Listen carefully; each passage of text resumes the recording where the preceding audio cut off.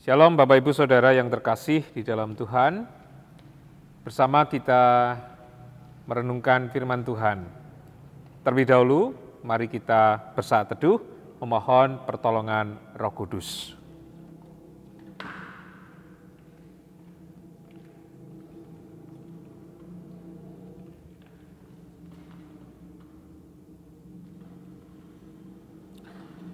Saudara yang dikasihi oleh Tuhan, firman Tuhan hari ini terambil dari Injil Matius 18 ayatnya yang ketiga. Injil Matius 18 ayatnya yang ketiga. Sesungguhnya jika kamu tidak bertobat dan menjadi seperti anak kecil ini, kamu tidak akan masuk ke dalam kerajaan surga. Bapak Ibu saudara-saudara yang terkasih di dalam Tuhan, hari ini dan Bapak Ibu bisa saksikan, saudara bisa saksikan di depan saya ada 4 lilin yang menyala. Dan masing-masing lilin ada yang tidak sama warnanya. Dan kalau 4 ini sudah kita biasanya di depan mimbar atau di manalah letaknya, di altar atau di mana, artinya bahwa kita sudah memasuki masa Advent Natal. Ya, kita diingatkan kita sudah memasuki masa Advent Natal. Biasanya yang minggu pertama sampai dengan minggu yang ketiga itu pakai ungu. Ya, atau minggu ketiga 1, 2, 3, 4. Jadi 4-nya pink nanti biasanya. Ya, nanti yang pink. Nah, masing-masing warna ini punya makna.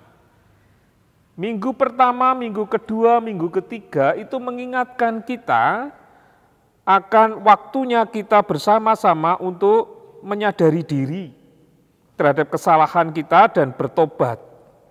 Jadi warna pink itu punya makna, warna ungu punya makna melambangkan tentang pertobatan.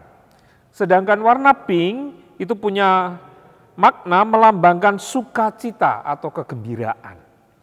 Dan ini menjadi cara gereja untuk mengajak kita semua memahami bagaimana seharusnya kita menanggapi karya Allah melalui kedatangan Tuhan kita Yesus Kristus.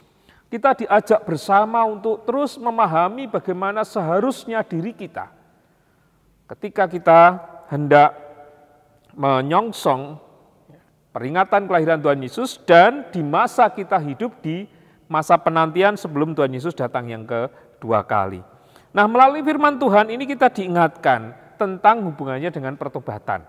Sesungguhnya jika kamu tidak bertobat dan menjadi seperti anak kecil ini, kamu tidak akan masuk ke dalam kerajaan surga.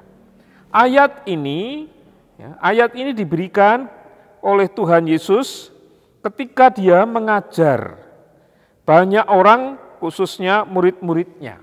Seperti yang dikatakan dalam ayat pertama. Pada waktu itu datanglah murid-murid itu kepada Yesus dan bertanya, siapakah yang terbesar dalam kerajaan surga? Lalu Yesus memberikan contoh, yang terbesar adalah seperti anak kecil ini. Dan itu kemudian diartikan dalam ayat yang keempat, barang siapa merendahkan diri dan menjadi seperti anak kecil ini, dialah yang terbesar dalam kerajaan surga. Ayat ini mengingatkan bahwa pertobatan itu tidak hanya ketika kita berbalik dari hidup yang lama kepada hidup yang baru. Menyadari kesalahan dan tidak akan mengulangi kesalahan. Tidak hanya itu, tetapi bagaimana merawat kehidupan baru itu. Dalam pertobatan itu kita rawat supaya diri kita tidak jatuh dalam pencobaan lagi. Dan salah satunya adalah merendahkan diri. Bertobat itu artinya mau menyadari bahwa sebenarnya saya ini penuh dengan kelemahan. Dan di situ tentunya sebenarnya tidak ada lagi kata saya mau menyombongkan diri oleh karena saya punya ini, punya itu, punya kepandaian, punya sebagainya. Karena di dalam kehidupan kita kita punya Allah yang berkuasa untuk menjalankan kehidupan kita. Dan sebagai cara kita untuk menyatakan karya Tuhan dan menyatakan pertobatan kita adalah bagaimana hidup dan kehidupan kita, perilaku kita, tata cara kehidupan kita selalu menunjukkan kerendahan diri atau kerendahan hati di hadapan Allah dan di antara sesama kita. Dengan demikian, kita akan merasakan bagaimana Allah bekerja di dalam hidup dan kehidupan kita. Sebab akhirnya kita tahu bahwa semua yang ada pada kita, yang kita jalani dalam hidup ini, tidak terlepas dari Tuhan. Maka saudara-saudara yang dikasihi oleh Tuhan, memasuki masa Advent dan Natal di tahun 2020 dan hari-hari ini, di minggu-minggu Advent, kita diajak bersama untuk terus merasakan bahwa hidup dan kehidupan kita harus dibaharui.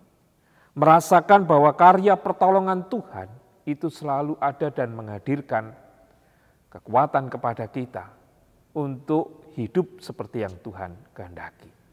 Maka mari kita manfaatkan masa Advent ini untuk melihat diri kita.